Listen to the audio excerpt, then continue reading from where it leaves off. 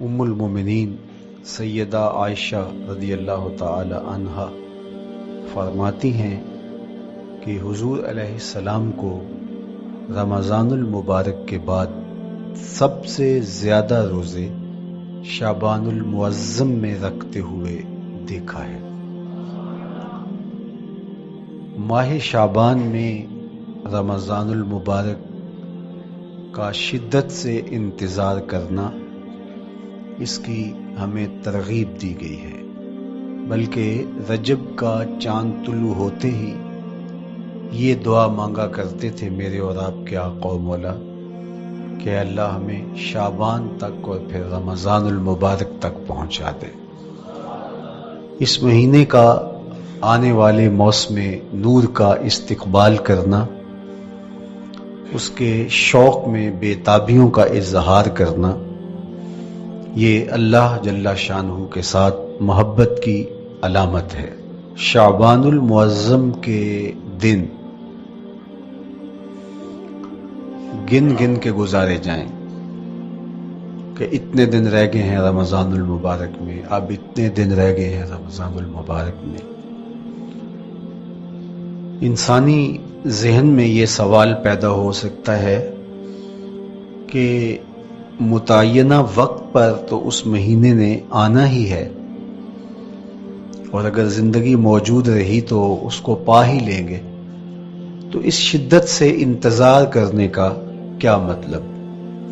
تو اس کا جواب یہ ہے، بیرون ملک سے کسی کے بزرگ نے، والد نے یا کسی کے بیٹے نے آنا ہو تو وہ 2 ماہ قبل ہی آنکھیں فرش راہ کیے ہوتے ہیں اور گن گن کے دن گزار رہے ہوتے ہیں، اور جو ہی لمحے قریب آتے ہیں تو پھر گھڑیاں اور ساعتیں بھی گنی جاتی ہیں۔ بار بار گھڑی دیکھتے ہیں، ابھی تک پہنچے نہیں، جبکہ یہ طے ہے کہ 5:02 پہ فلائٹ اترے گی۔ تو بار بار گھڑی دیکھنے کا مطلب لاہور سے 2 گھنٹے یہاں گجرانوالہ میں پہنچتے ہوئے لگیں گے، لیکن ہر 10 منٹ کے بعد کہ ذرا پتہ کرو کہاں تک پہنچے ہیں۔ کیا مطلب اس کا؟ مطلب اس کا یہ ہے کہ جب سینے میں کسی کا انتظار رکھا ہوا ہو تو پھر بے تابیاں، بے چینیاں، اضطراب موجود ہوتا ہے۔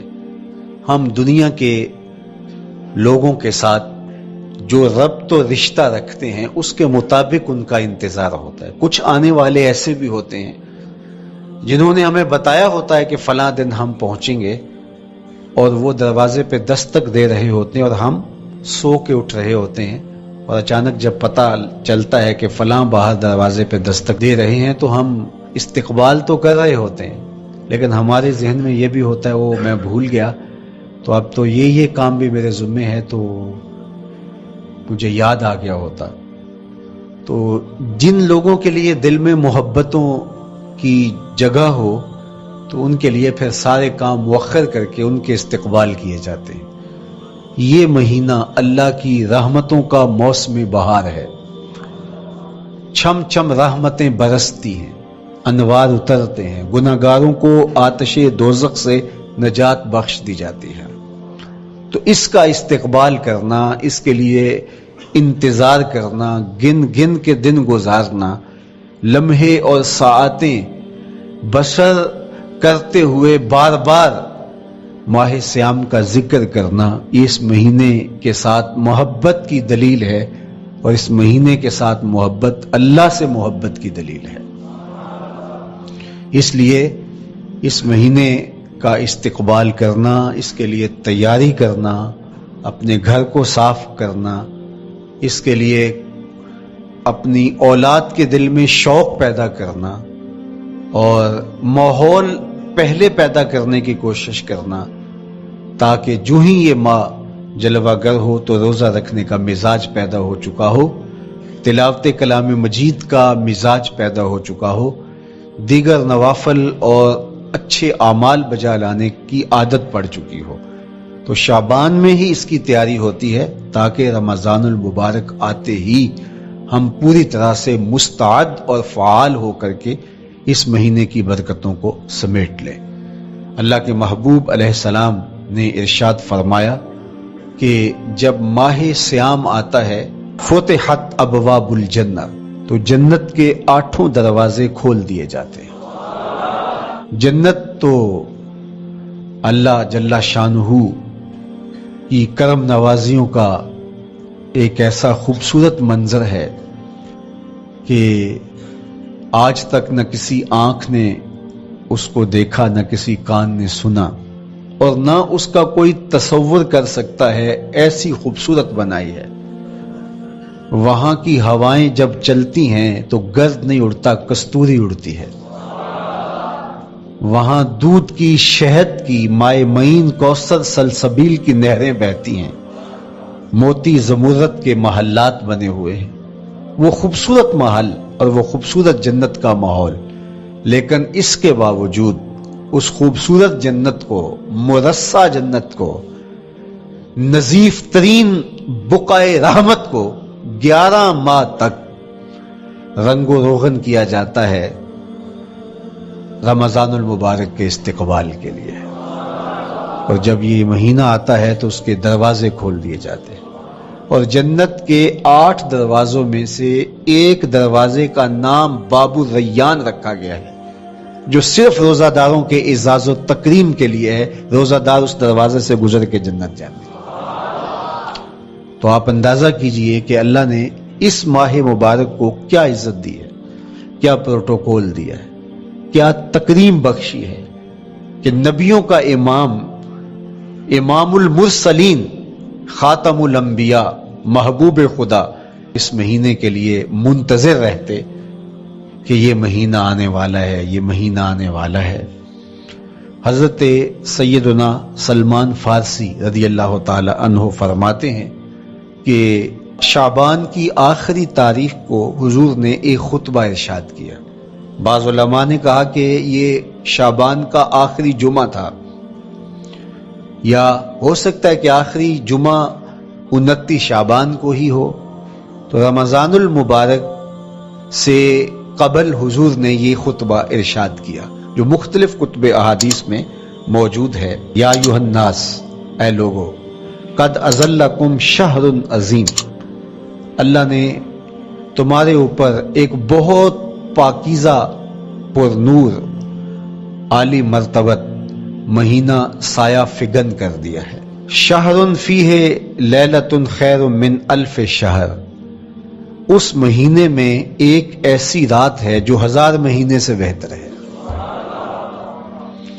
جعل اللہ صیامہ فریدہ وقیام لیلۃ تطوع، اس مہینے کے دن کے روزے فرض قرار دیے گئے اور راتوں کا قیام نفل بنایا گیا۔ تراویح کی صورت کے اندر راتوں کے قیام کا ماحول پیدا ہوتا ہے، صلاۃ اللیل پڑھی جاتی ہے، نوافل پڑھے جاتے ہیں کثرت کے ساتھ۔ یہ اس مہینے کی شانیں ہیں، یہ اس مہینے کی رونقیں ہیں۔ اس مہینے میں اللہ تعالیٰ نے خاص کرم نوازیاں عطا کی ہیں اہل ایمان کو۔ وَمَن تَقَرَّبَ فِيهِ بِخَصْلَةٍ مِّنَ الْخَيْرِ كَانَ كَمَنْ أَدَّى فَرِيضَةً فِيمَا سَوَاهُ، ایک نفل کا ثواب ایک فرض کے برابر اس مہینے میں کر دیا جاتا ہے۔ وَمَنْ أَدَّى فَرِيضَةً كَانَ كَمَنْ أَدَّى 70 فَرِيضَةً فِيمَا سَوَاهُ، اور اگر کوئی ایک فرض ادا کرتا ہے تو اس کو 70 فرائض کا ثواب ملتا ہے۔ اس قدر نیکیوں کا اجر بڑھا دیا جاتا ہے، ان کی قیمت بڑھا دی جاتی ہے اس مہینے میں۔ اور پھر ارشاد فرمایا وَهُوَ شَهْرُ الصَّبْرِ، یہ صبر کا مہینہ ہے۔ ہونے کے باوجود بھی انسان تناول نہیں کرتا، ٹھنڈا میٹھا مشروب میسر ہے اور زبان کانٹا بن گئی، حلق خشک ہو گیا، لیکن اس کے باوجود بھی ایک گھونٹ حلق سے نیچے اتارنے کا روادار نہیں ہوتا۔ وضو کرتے بھی احتیاط کرتا ہے، کوئی قطرہ آب حلق سے نیچے نہ ٹپک جائے۔ تو یہ صبر سکھاتا ہے۔ جب ہو بھی تو انسان اس سے گریز کرے، تو جب ہوگا نہیں تو پھر انسان صبر کا عادی بن جاتا ہے، تو یہ صبر کی عادت ڈالتا ہے۔ یہ شہر الصبر ہے۔ پھر فرمایا وَالصَّبْرُ ثوابُهُ الجنہ، اور سنو، صبر کا ثواب جنت ہے۔ جو شخص صابر ہوتا ہے اس کا صلہ جنت کی صورت میں عطا کیا جائے گا. وشہر المواسات، اور یہ ہمدردی کا مہینہ ہے، باہمی پیار کا مہینہ ہے، الفتیں بانٹنے کا مہینہ ہے، نرم دلی کا مہینہ ہے، ایک دوسرے کے احساس کا مہینہ ہے. جب کوئی شخص بھوک اور پیاس کاٹتا ہے تو اس کو پھر محسوس ہوتا ہے، بالخصوص امراء، کہ بھوک کیا بلا ہوتی ہے، اور جو نان شبینہ کو ترستے ہیں اور جنہیں کھانا میسر نہیں آتا ان کی زندگیاں کتنی تلخ ہوتی ہیں. تو بھوک اور پیاس احساس پیدا کرتی ہے ان لوگوں کا کہ جو اللہ کی دی ہوئی نعمتوں سے محروم ہیں. تو اس لیے یہ ایک قسم کا رحم دلی کا مہینہ ہے، پیار بانٹنے کا مہینہ ہے، یہ الفتیں تقسیم کرنے کا مہینہ ہے. وَشَهْرٌ يُزَادُ فِيهِ رِزْقُ الْمُؤْمِنِ، اور یہ ایسا مبارک مہینہ ہے جس میں مومن کا رزق بڑھا دیا جاتا ہے. روزہ کھانا بچانے کے لیے یہ اخراجات کم کرنے کے لیے نہیں ہے، بلکہ اس میں آپ کا رزق اور بڑھ جاتا ہے. ایسی ایسی نعمتیں کھانے کو ان لوگوں کو بھی نصیب ہو جاتی ہیں عام دنوں میں جو ان کا مقصوم نہیں ہوتی. دسترخوان لگتے ہیں، افطاریاں ہوتی ہیں، سحری کے لمحات ہوتے ہیں، کوئی کسی کو ویسے کھانا کھلائے تو اس دسترخوان پہ کھانے کے لیے آنا اس کا اور رنگ ہوتا ہے. لیکن افطار کا دسترخوان جب بچھتا ہے اور لوگ جب اس کے اوپر آتے ہیں، امیر بھی آتے ہیں، غریب بھی آتے ہیں، تو اللہ کی دی ہوئی نعمتیں جو دسترخوان پہ پڑی ہوتی ہیں ان کو اٹھاتے ہیں، کام و دہن کی تسکین کا سامان کرتے ہیں، عزت نفس بھی مجروح نہیں ہوتی اور طرح طرح کی نعمتیں کھانا بھی دستیاب ہو جاتی ہیں. تو یہ ایک مہینہ ہے مواسات کا، اس میں رزق بڑھ جاتا ہے. غرباء تک بھی اللہ کی نعمتیں وہ پہنچتی ہیں جو عام دنوں میں ان کو میسر نہیں ہوتی، اور امراء بھی نعمتوں کا لطف لیتے ہیں، نعمتوں کا مزہ انہیں آتا ہے، اس لیے کہ بھوک کاٹنے کے بعد جب ان کو نعمت میسر آتی ہے تو پھر انہیں احساس ہوتا ہے. جو شخص ہر وقت سیراب رہتا ہے تو اس کو کیا پتا کہ شدید بھوک کے بعد کھانے کا لطف کیا ہوتا ہے. سخت پیاس کے بعد میٹھا اور ٹھنڈا مشروب جب رگوں کو تر کرتے ہوئے معدے تک پہنچتا ہے تو اس کی تراوت، اس کی ٹھنڈک، اس کی لذت، اس کا کیف و سرور، اس کی عذوبت کس طرح راحت بخشتی ہے. اسی لیے میرے اور آپ کے آقا و مولا نے ایک دوسرے مقام پہ ارشاد فرمایا، لِلصَّائِمِ فَرْحَتَانِ فَرْحَةٌ عِنْدَ فِطْرِهِ وَفَرْحَةٌ عِنْدَ لِقَاءِ رَبِّهِ. روزے دار کے لیے دو خوشیاں ہیں. ایک خوشی اسے تب ملتی ہے جب وہ روزہ افطار کرتا ہے، وہ لمحے مسرتوں کے ہوتے ہیں، ایک روحانی احساس ہوتا ہے. اتنا لمبا دن، اتنا سخت دن، گرمی کی شدت، مالک تیرا شکر ہے لمحہ اختتام پہنچا اور یہ اتنا لمبا دن تیرے حکم کی تعمیل کرتے ہوئے بسر ہو گیا.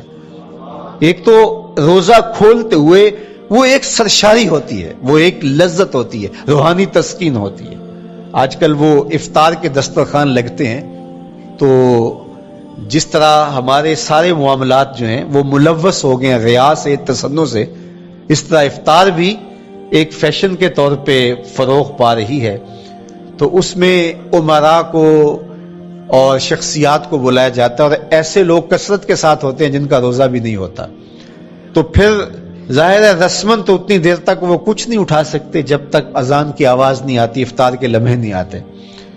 تو اس وقت جو روزہ دار ہوتا ہے جب وہ مشروب لے رہا ہوتا ہے، جب وہ کوئی لقمہ اتار رہا ہوتا ہے، تو اس کی جو فرحت ہوتی ہے، اور جس نے روزہ نہیں رکھا اور وہ بھی افطار کے دسترخوان پہ بیٹھا ہے، تو کیا اس کو کوئی روحانی حظ، کوئی سرور، افطار کے لمحوں کا کوئی لطف مل سکتا ہے؟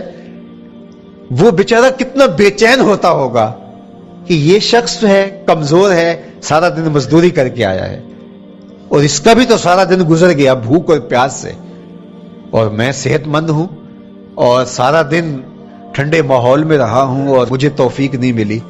تو وہ گھونٹ کتنے مشکل اس کے لیے ہوتے ہوں گے.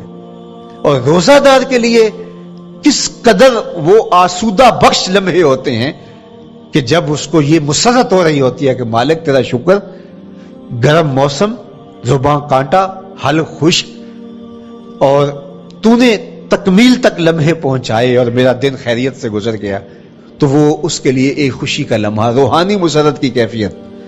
اور دوسری کہ جب وہ ٹھنڈا اور میٹھا مشروب، سارے دن کی سوکھی ہوئی زبان اور خشک حلق، اور انسان کی جو ہے وہ رگیں بھی، انتڑیاں بھی خشک ہو چکی ہوتی ہیں، تو ٹھنڈا اور میٹھا مشروب جب انسان کے معدے کی طرف بڑھ رہا ہوتا ہے، زبان بولے نہ بولے، ایک ایک رواں اللہ کی حمد بول رہا ہوتا ہے، اور تشکر انسان کے رگو ریشہ سے ادا ہو رہا ہوتا ہے، اور اس کی کیفیت، اس کی سرشاریاں، اس کی لذتیں وہ دیکھنے کی ہوتی ہیں۔ تو کہا للصائم فرحتان، روزے دار کو تو ایک فرحت اس وقت ملتی ہے عند فطر ہی، جب وہ روزہ کھولتا ہے، روحانی فرحت بھی، جسمانی فرحت بھی۔ وفرحۃ عند لقاء ربہ، اور دوسری فرحت اور دوسری خوشی اسے تب ملے گی جب اس روزے کے صلے میں اللہ تعالیٰ اپنے رخ انور سے پردہ اٹھا دے گا اور روزہ دار کو اپنے دیدار کی دولت عطا کرے گا، تو وہ پھر منظر دیکھنے والا ہوگا، روزہ دار کی آنکھیں ٹھنڈی ہو جائیں گی۔ اصل افطار تو وہ ہوگی نا، اللہ اکبر، اصل تو شربت دیدار ملے گا جو روح کی پیاس بجھا دے گا، جو من کی بھوک مٹا دے گا۔ تو کہا للصائم فرحتان، فرحۃ عند فطرہ وفرحۃ عند لقاء ربہ، روزہ دار کے لیے دو خوشیاں ہیں، ایک خوشی وہ ہے جب اس کے جسم کی پیاس بجھتی ہے، اور ایک خوشی تب ملے گی جب روح کی بھوک مٹے گی، جب من کی پیاس بجھے گی، اور پھر وہ سرشاریوں کے عالم میں دیکھتا ہی چلا جائے گا، اور وہ سیراب ہی نہیں ہو پائے گا کہ میں ان دو آنکھوں سے دیکھ رہا ہوں، کاش کے لو لو دے مڈ لک لک چشمہ، ایک کھولا تے ایک کجا ہوں۔ وہ اس آرزو میں ہوگا کہ میرا رواں رواں آنکھ بن جائے اور میں اس دیدار سے فیضیاب ہوتا چلا جاؤں۔ تو وہ کیا لمحے ہوں گے، وہ کیا گھڑیاں ہوں گی، وہ کیا ساعتیں ہوں گی، کوئی لفظ نہیں ہے جن لفظوں میں ان حقیقتوں کو بیان کیا جا سکے، اس لیے کہ وہ منظر ہی وراء الورا ہوگا۔ تو روزہ دار کو فرحت ملتی ہے جب وہ روزہ کھولتا ہے۔ تو فرمایا وَشَهْرٌ يُزَادُ فِيهِ رِزْقُ الْمُؤْمِنِ، اس میں مومن کا رزق بڑھا دیا جاتا ہے۔ وَمَنْ فَطَّرَ فِيهِ صَائِمًا كَانَ مَغْفِرَةً لِذُنُوبِهِ، جس نے روزہ دار کا روزہ افطار کروایا۔ اللہ کے محبوب فرماتے ہیں کہ ایک تو خود روزہ رکھا، اور دوسری سعادت یہ ہے کہ ماہ سیام میں روزہ دار کا روزہ افطار کروایا۔ آپ شریعت بیضاء کو بنظر عمیق مطالعہ کر کے دیکھیں، ماہ سیام میں بہت زیادہ اس بات پہ زور دیا گیا ہے کہ روزہ افطار کرواؤ۔ اپنے گھر میں بیٹھ کر کے روزہ افطار کر لینا یہ بھی سعادت مندی ہے، روزہ نصیب ہو جائے، لیکن اس بات پہ بہت زور دیا گیا ہے ماہ سیام میں کہ ایک ماحول پیدا ہو، لوگوں کو افطار کروائیں تاکہ تمام لوگوں تک اللہ تعالیٰ کی نعمتیں پہنچیں، اور لوگوں تک جو ہے وہ رمضان المبارک کی برکتیں پہنچیں۔ تو ارشاد فرمایا وَمَنْ فَطَّرَ فِيهِ صَائِمًا، جس نے روزے دار کا روزہ افطار کروایا، کَانَ مَغْفِرَةً لِذُنُوبِهِ، تو وہ افطار کروانے والوں کے گناہوں کی بخشش کا ذریعہ بن جائے گا، یہ افطاری گناہوں کی مغفرت کا سبب بن جائے گی۔ وَإِتْقَ رَقْبَتِهِ مِنَ النَّارِ، اور آتش دوزخ سے گردن کی آزادی کا مجدہ جاں فضا بن جائے گا یہ امر کہ اس نے کسی کا روزہ افطار کروایا۔ وَقَانَ لَهُ مِثْلُ أَجْرِهِ مِنْ غَيْرِ أَنْ يَنْقُصَ مِنْ أَجْرِهِ شَيْءٌ، اور روزہ افطار کروانے والے کو روزہ رکھنے والے جتنا اجر ہی دیا جائے گا، لیکن روزہ رکھنے والے کے اجر میں بھی کوئی کمی نہیں واقع ہوگی۔ جتنا اس نے سارے دن کی بھوک اور پیاس کاٹ کر کے، تکلیف اٹھا کر کے روزہ رکھا، جس نے شام کو اس کو افطار کر دیا، اتنا ہی ثواب اس کو عطا کر دیا جائے گا، اس کا اجر کم کیے بغیر۔ اللہ اکبر، یہ امت کے لیے اللہ نے کیا پیکج دیا ہے، کیا کرم نوازیاں ہیں اس امت کے لیے۔ آقا کریم نے ارشاد فرمایا ایک شخص صبح سے لے کے ظہر تک مزدوری کرتا ہے، اس کو 1 قیراط دیا جاتا ہے، اور ایک شخص ظہر سے لے کر عصر تک مزدوری کرتا ہے، اس کو بھی 1 قیراط دیا جاتا ہے، اور ایک عصر سے لے کر مغرب تک مزدوری کرتا ہے، اس کو 2 قیراط دیے جاتے ہیں۔ فرمایا پہلی مثال یہود کی ہے، دوسری مثال نصارہ کی ہے، اور تیسری مثال میری امت کی ہے۔ یہودیوں نے اور عیسائیوں نے اس پہ اعتراض کیا کہ ہمارا اجر کیوں تھوڑا ہے؟ تو میرے اور آپ کے آقا و مولا نے فرمایا تمہارا تھوڑا نہیں، ہمارا زیادہ ہے۔ آج کل اگر 1000 روپیہ مزدوری چلتی ہو مزدور کی، تو کوئی شخص صبح سے شام تک ایک شخص سے مزدوری کروائے اور 1000 روپیہ دے دے، اور دوپہر کو اڈے سے جا کے ایک مزدور اور لے آئے، شام کو اس کو بھی 1000 روپیہ دے آئے، اور ایک شخص کو عصر کے وقت لائے اس کو 2000 روپیہ دے دے، تو 1000 والا کہے کہ میرے سے زیادتی ہوئی ہے، تو اس سے زیادتی تو نہیں ہوئی، اسے تو پوری مزدوری دی گئی ہے، اب اس پہ مہربانی ہوئی ہے، اس پہ رحمت ہوئی ہے۔ تو کہا یہود اور نصارہ کی یہ مثال ہے، ایک صبح سے ظہر تک مزدوری کرے اس کو 1 قیراط، ایک ظہر سے عصر تک مزدوری کرے اس کو بھی 1 قیراط، اور تیسرا بہت تھوڑا وقت عصر سے مغرب تک مزدوری کرے اس کو 2 قیراط۔ کہا یہ امت محمدیہ علی صاحب الصلوات کو دیا گیا نور ہے۔ تو ایک شخص نے سویر سے لے کر شام تک روزہ رکھا، بھوک کاٹی، پیاس کاٹی، سخت شدت کی گرمی سہی، اور ایک شخص نے شام کے وقت اس کو روزہ افطار کروا دیا۔ اور سنو حضور علیہ الصلوۃ والسلام کا فرمان، جب حضور نے فرمایا کہ اس کو پورا اجر ملے گا پہلے کے اجر کو کم کیے بغیر، تو صحابہ کا تو دل تڑپنے لگا کہ یہ کتنی بڑی بات ہے۔ اب آپ جانتے ہیں کہ یہ زمانہ ایسی معاشی خوشحالیوں کا نہیں تھا، لوگوں کے پاس تو نان شبینہ بھی میسر نہیں ہوتا تھا، تو صحابہ نے جو سوال کیا، قالوا یا رسول اللہ صلی اللہ علیہ وسلم، انہوں نے کہا اے اللہ کے پیارے رسول صلی اللہ علیہ وسلم، لیسا کلنا یجد ما یفطر الصائم، ہم میں سے تو ہر بندہ یہ طاقت نہیں رکھتا کہ روزہ دار کو روزہ افطار کروا دے، تو یہ اتنی بڑی سعادت، تو یہ تو پھر اہل زر ہی یہ سعادت حاصل کر پاتے ہیں، ہمارے جیسے لوگ تو پھر جو مال و دولت نہیں رکھتے تو وہ تو پھر یہ سعادت نہیں حاصل کر پائیں گے۔ تو میرے اور آپ کے آقا و مولا نے کیا فرمایا؟ قال، حضور نے ارشاد فرمایا یؤتی اللہ ھذا الثواب، یہ ثواب اللہ اسے شخص کو بھی عطا کرے گا، من فطر صائما علی مزقۃ لبن او تمرۃ او شربۃ من ماء، فرمایا کہ یہ اجر اللہ اس کو بھی عطا کرے گا جس نے کسی کا روزہ 1 گھونٹ دودھ سے کھلوا دیا، یا 1 کھجور سے کھلوا دیا، یا پانی کے 1 گھونٹ سے اس کا روزہ افطار کروا دیا۔ لازمی نہیں ہے کہ دسترخوان سجا ہو، انواع اقسام کے کھانے پڑے ہوں اور وہ افطاری ہی افطاری قرار پائے گی۔ جس نے کسی کو وہاں باہر ٹوٹیوں سے پانی کا گلاس بھر کے، کٹورا بھر کے سادہ پانی بھی پیش کر دیا تو اس کو بھی ثواب مل جائے گا۔ کتنا ثواب ملے گا؟ پورا روزہ رکھنے کا ثواب اس کو ملے گا۔ کتنی رحمتوں کی لوٹ سیل لگی ہے، کوئی ایسے بھی بانٹتا ہے، کوئی ایسے بھی کرم نوازیاں ہوتی ہیں، لیکن میرے رب کے خزانے کتنے کھلے ہیں۔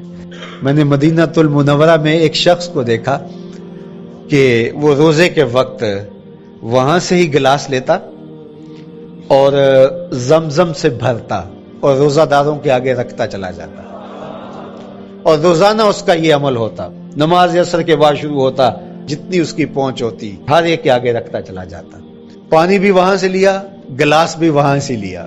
اللہ اکبر، فرمایا دودھ کا 1 گھونٹ یا پانی کا 1 گلاس یا 1 کھجور اس نے کسی کو پیش کی اور اس نے اس سے روزہ کھولا، اللہ کے محبوب فرماتے ہیں پہلے کے اجر میں بغیر کسی کمی کے اس کو پورا پورا ثواب روزے کا نصیب ہوگا۔ اللہ اکبر۔ اب سنو، پھر حضور نے ارشاد فرمایا ومن اشبع صائما، اور جس نے صحیح اہتمام کے ساتھ روزے دار کو اچھا کھانا کھلایا، اچھی پرتکلف افطاری دی، سقاہ اللہ من الحوض شربتا لا یظمأ حتی یدخل الجنہ، اس کو حوض کوثر سے ایسا جام ملے گا کہ اس کو کبھی پیاس نہیں ملے گی یہاں تک کہ جنت میں چلا جائے گا۔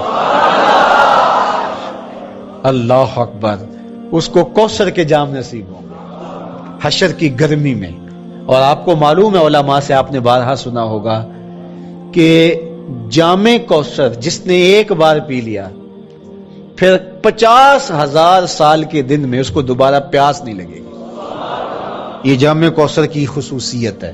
فرمایا وَهُوَ شَهْرٌ أَوَّلُهُ رَحْمَةٌ، یہ وہ مہینہ ہے جس کے پہلے 10 دن رحمت ہیں اور اس کا درمیانی عشرہ مغفرت ہے، وَآخِرُهُ عِتْقٌ مِّنَ النَّارِ، اور اس کا آخری عشرہ جو ہے وہ آتش دوزخ سے نجات کا ضامن ہے۔